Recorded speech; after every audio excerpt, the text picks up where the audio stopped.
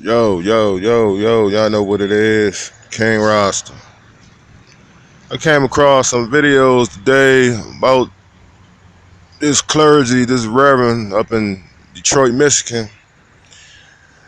There's a little disturbance up in the congregation, up in the church.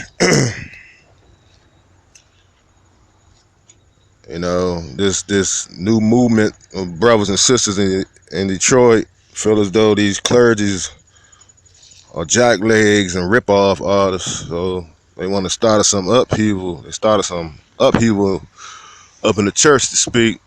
My take on this fiasco of events is this: it doesn't help brothers and sisters. I mean, that is a religious institution. People come there to get their soul saved by the clergy.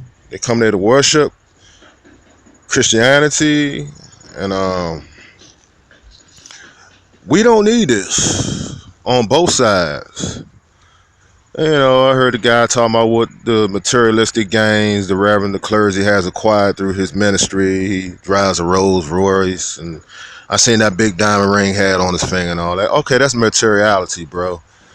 Okay, seems like some of you brothers are jealous of the pastors now, but I don't hear one peep out of y'all about the drug dealers and the killers. Y'all don't talk about them. Those the ones is hurting your community the worst. Those the ones that's perpetuating this genocide. Those the ones that need to be up in these churches getting their souls saved instead of killing each other over drugs that the enemy has designed for us to depopulate. You know, we always waiting on someone else as men, as black men, to save our ass. Don't wait on the reverend to save your black ass. I'm talking to every individual that's listening to this video as a man. You do yourself a great service in helping you and your loved ones, man. You be a pillar of the community. Don't look at the reverend. You do it. We always waiting on a savior. That's our fucking problem. And this is why we get nowhere. We can't do it in numbers. The only thing we doing is numbers is protesting, crying to white supremacy to give us some crackers off his mahogany slave table. Begging our white daddy. You know, acting like a bunch of Uncle Ruckuses running around, thumping our chest, talking about Black Lives Matter. Come on, y'all. It's 2016. We got enough schools of thought. We got enough people with degrees and accolades. We got enough people that's in the sororities and all your different brotherhoods. We all need to be putting together a slush fund for us as black folks, owned by black folks, ran by black folks, only black folks, and stop all this bullshit, okay? And all this crying and him hawing, all up in the religious institution fighting. Now it's all over social media. I said, and video went viral. So I hope people got paid. I hope y'all got paid off of that retarded ass shit y'all done. I hope that helped your community out in Detroit. I got people that live in Detroit. Detroit ain't never been right since that MLK ride hit that city. They took the industry out the city went down. Then it had a long period of gangsterism in it. And it's still gangster shit going on up there. Cause it's really not that much up there, but activity in the underworld. You have a lot of cities that have been hard hit since those rides, man. And and some of these places never recovered. You got places like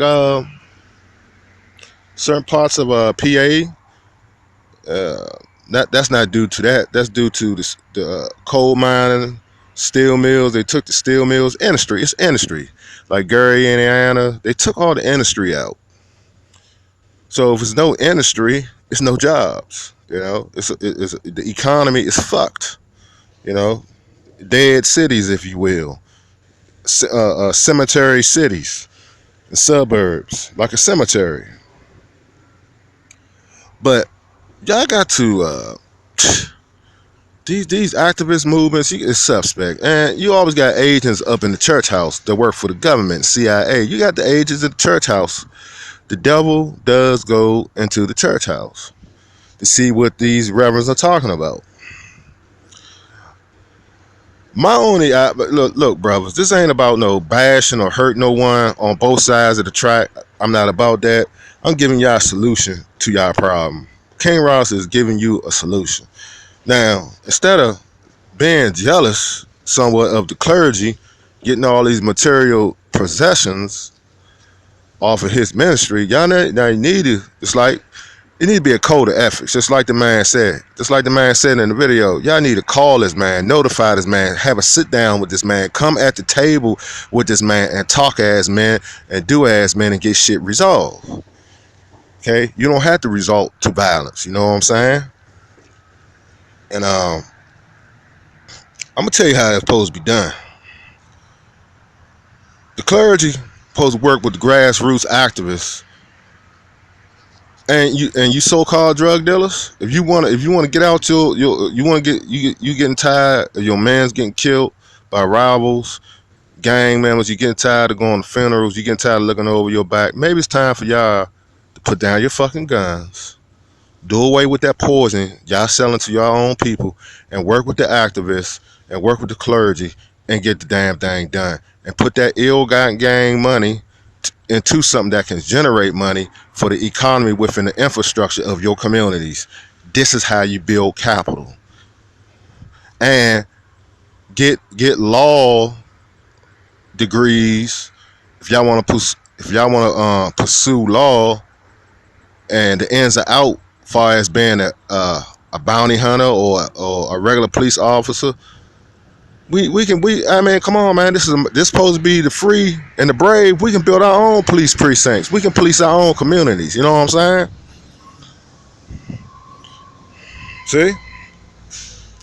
And then now y'all say, well, goddamn, King Ross, you talking about changing the whole infrastructure. You talking about changing the government and the laws and the policies. What are you talking? It's supposed to be the land of the free, right? And the brave. Why can't we have our own police stations? Why can't we police our own communities? Huh? I tell you why. There lies your answer. That's your white supremacy right there. See? But y'all don't want to play around on YouTube and keep skirting around the real issues. And this is why we never get nowhere. And it's still a glass ceiling. Why is it still a glass ceiling for black folks? We only can get but so far in the society. And then when we try to break through that glass ceiling, here comes the mercenaries. Here comes the assassins. Here comes the dudes going to seek you out and assassinate you. Assassinate your character and assassinate you physically, mentally, and spiritually. That means kill you, okay? So until we see that we got to own shit and run shit, we always gonna be in this complication of sorts. You know, you sit around here, we around here fighting in the church house, that doesn't help. All these gang members, all these entertainers need to come together, put the fucking money together and get things done. But y'all won't. Y'all won't. Because some of y'all love white supremacy and defend white supremacy. Just like a bitch. Just like a hoe. That's right. Y'all defend her. Peace out.